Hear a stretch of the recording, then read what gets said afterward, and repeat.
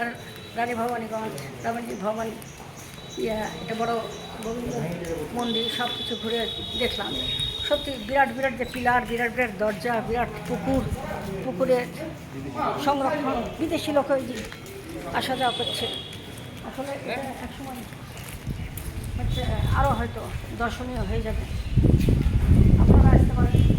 টিকিটের মূল্য 30 টাকা, তাও আনন্দ হয়েছে, এনজয় হয়েছে, খারাপ না মোটামুটি।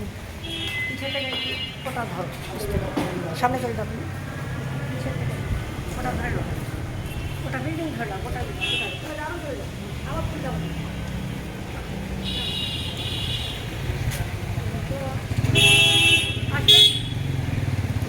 আবার দেখা হবে ইনশাআল্লাহ। আর এটা আমাদের রাজশাহীর ঐতিহ্য না, এটা আমাদের গোটা বাংলাদেশের ঐতিহ্য। আপনারা আসতে পারেন, আমাদেরও ভালো লাগলো। আল্লাহর রহমতে আপনারা আসতে পারেন। এটা আমাদের গোটা বাংলাদেশের ঐতিহ্য।